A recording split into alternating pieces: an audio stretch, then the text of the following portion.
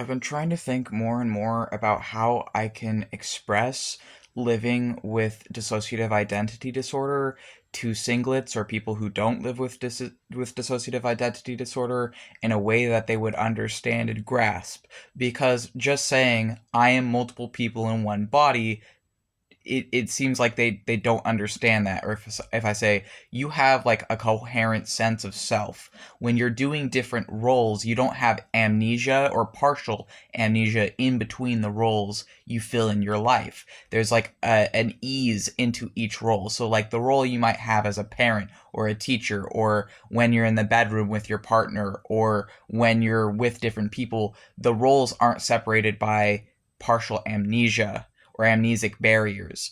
Um, so you have like, I'm presuming if you don't have DID, that you are one mind, one body. You have one sense of consciousness and one body. Whereas someone with DID doesn't work that way. We have multiple consciousnesses or multiple minds, dissociative amnesia that is separating our minds, and then one body. So we are like a hive mind, essentially, compared to you.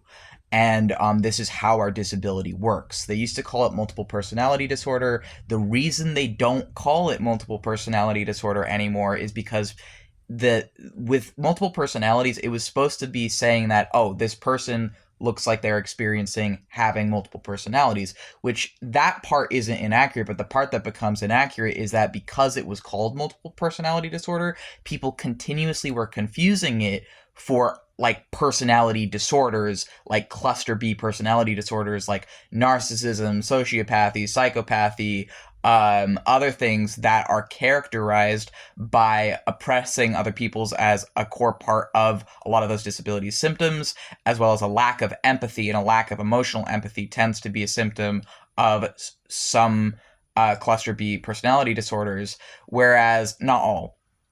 So because of that, they changed the name actually to dissociative identity disorder to not have it be confused for personality disorders like narcissism. Now, of course, no group is a monolith. There are some DID systems who are narcissists, but not all of us are like that. Like we're varied people. Like we are a group of people that our disability is characterized by having multiple um multiple experiences of self, or multiple selves in one body, or we dissociate between head parts or parts of our brain that are separated by amnesia.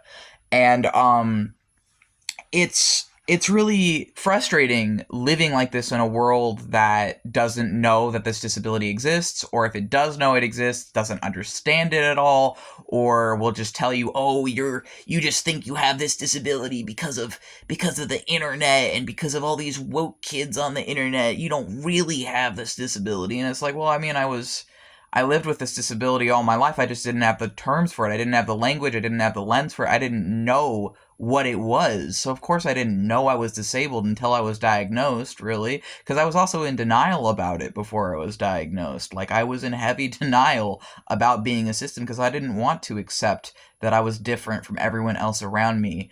And I didn't want to accept that I have amnesia, which explains my fucking weird memory issues, and I didn't want to accept that I was abused for the entirety of my childhood and teens into my early adulthood. Like, it's really fucking hard to accept all of those things. So yeah, I didn't know I was a DID system, but I'm still a DID system. Like, I've been diagnosed. So I think part of how I'm thinking I might try and express it to people and hope that they understand is if I say, well, in the same way that I'm a demonologer and I work with demons, and demons to me represent the universe, they are representations of nature. When I'm interacting with demons, I'm interacting with gods who represent nature.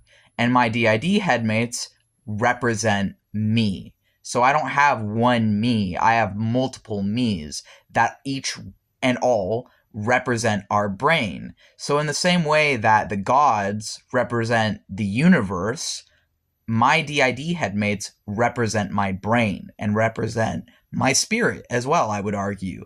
But for people that aren't spiritual, so for people that are atheistic, I would say, Well, there are like many different parts of nature. There's like the trees in nature, there's animals in nature, there's insects in nature, there's fungus in nature, but all of it is nature, right? It's all a part of the whole totality of nature, right?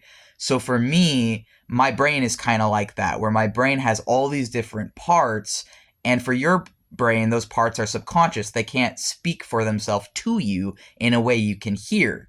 Whereas for me, these parts of my brains are fully anthropomorphized people that I can hear and that can speak through my body. And so they represent me the same way the trees, the animals, and the fungus represents nature. I hope this makes sense and will help someone out there understand my disability a little bit better. And it's honestly really fucking hard living as a D.I.D system, especially since that's not my only disability. That's not the only thing that puts me at odds with this society. And it's really hard to find people that will just listen to me and accept me as I am, I feel like. I've been struggling with that lately. As someone that wants to be unmasked, but also doesn't know if I can safely in this fascist dystopia of the USA.